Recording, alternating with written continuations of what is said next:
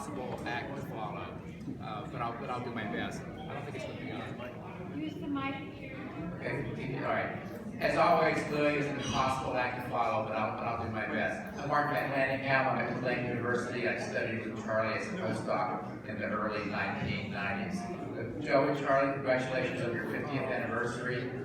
Joe, thank you so much for inviting us into your home so often. You've been very generous with your time for having so many of us invade your space, and thank you so much for joining us on the so many trips abroad as well. I really appreciated many of your insights and your generosity with us.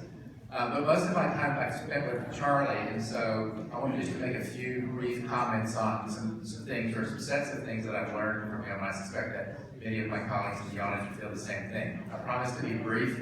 I don't know why you're laughing, Ralph. I mean, I can be brief occasionally. Actually, we have the room until 11 o'clock, so you should settle in for your really long presentation. Just kidding. No, this is going to be really brief.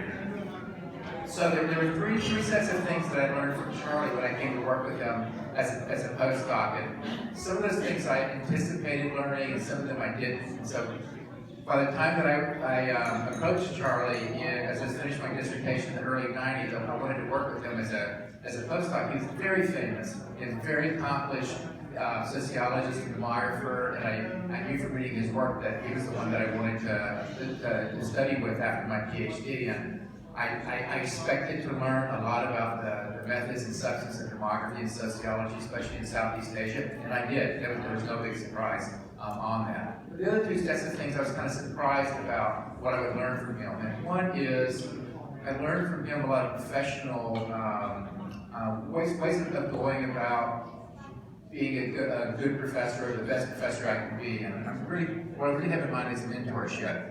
Some things I do well, some things I don't do well, and my colleagues are very quick to kind of tell me what I'm not doing well. But they also have told me several times that with my junior colleagues, they really appreciate the fact that I spend a lot of time with them and a lot of focused time with them.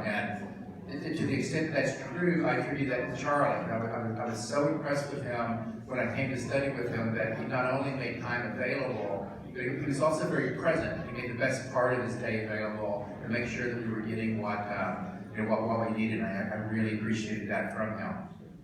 And the other set of things that I learned from my time there that I wasn't necessarily expecting to was just how valuable you would be as part of my career. I didn't anticipate how important the network of people that Charlie attracts to work with him, and that includes many of the distinguished professors that we have at the front table here who weren't necessarily recruited by Charlie, but Charlie kind of brings in very talented people who have a lot to offer, and many of us who came to study with Charlie benefited greatly from his peers that also came to work with him. Tom and Sarah Curran were there with me when I was doing my postdoc. They've been dear, lifelong friends and colleagues, for my entire career. I cherish my relationship with them very much.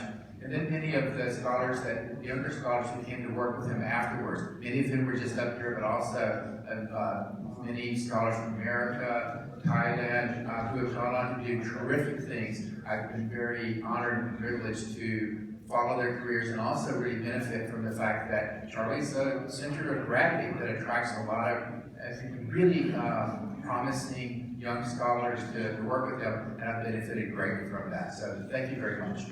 Thank you.